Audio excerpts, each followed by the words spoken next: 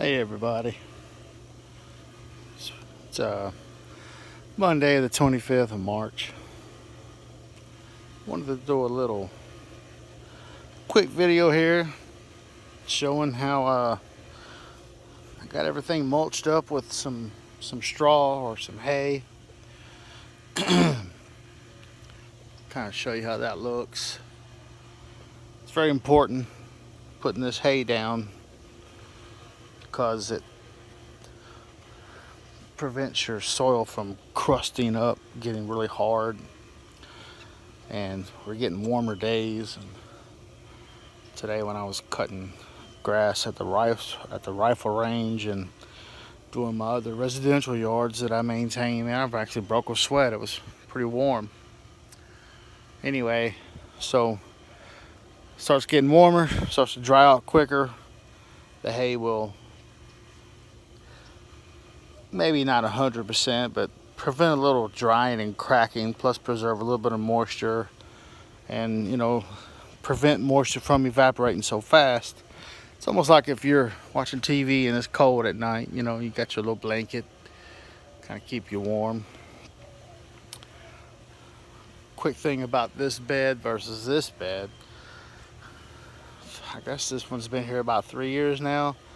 I didn't add anything into it at first. It was just a bunch of leaves and old hay, and I just put some bagged dirt on top of it and started planting, and over time just added more stuff. Now this is a really fertile bed with organic matter and compost. This one, I don't know if you can see the difference in the green bean size.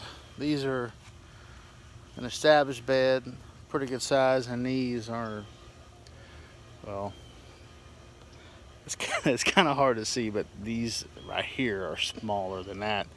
And all this has in it is, I guess that's about 24 inches here. It has a year's worth of kitchen scraps that I brought from the tugboat.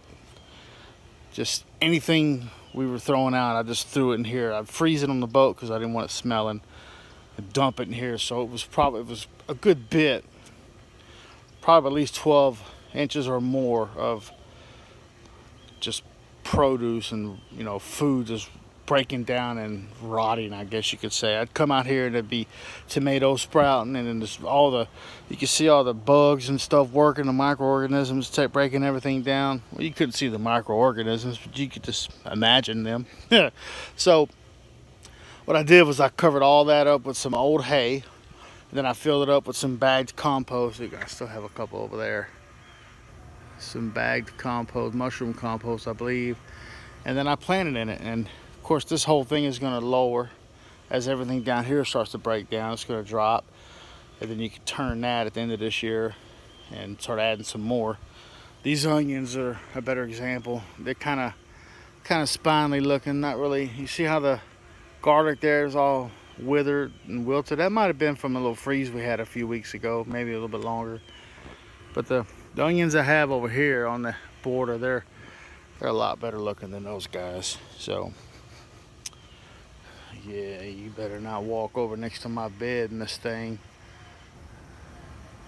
She knows I know what she's waiting on. She's waiting on me to leave so she can go drop a deuce in one of my beds.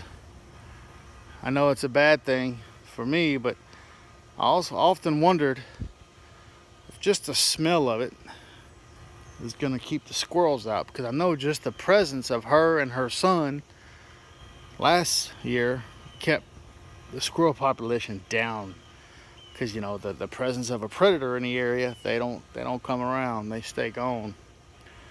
So, and I think with all the hay that I've added, it might deter her from digging around and doing her business, on account of it's not as easy as it once was to get to. There's all that stuff they have to paw through.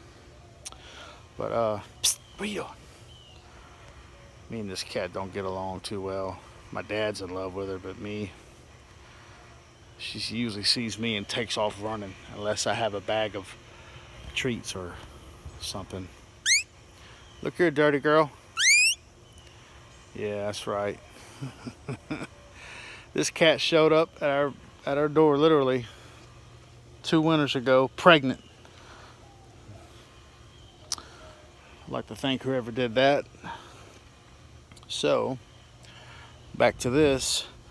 I didn't add any hay in my washer dryer tub. I mean my dryer tub, because these are going to get a lot taller and I wanted to add some more dirt. There is hay on the very bottom.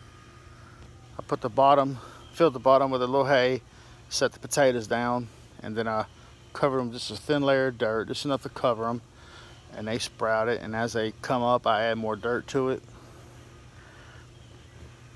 Oh yeah, just, you know, when you go to, even though everything's planted, you go to the stores and you see the plant, the whatever, the vegetables and all, you still have to buy something. So I bought a little cantaloupe there, and there's one over there. The first year I had this bed, man, I had cantaloupe and watermelon vines all the way out here, and I'd cut grass around it. And they were called Hale's Best. Had 3 or 4 big old cantaloupe, man. And I tell you, you know when they're ready, because the cantaloupes will actually release themselves from the vine. They basically pick themselves. It's like, it was awesome. I went out there one day, I was looking at it, and I looked, and the deal was pulled off, all of them. They just snapped loose, just released on their own. So they told me when they were ready. Boy, you could smell them. They were so great. Oh yeah, I've been seeing ads on Instagram about these. That's not it. It's about these purple heirloom tomatoes. They're just called purple. It's like a black creme, purple, and they have a beautiful photo of the thing sliced in half. And so I actually have a couple of them, so I'm hoping they're going to do good. But all right. I go back to work on Wednesday on a tugboat, so when I come back in a week, hopefully everything is doing good. I know my kale's looking good. Smother that down with some onions, garlic. Forget about it. It's awesome. All right, y'all. I'm getting out of here. I got crawfish to go eat.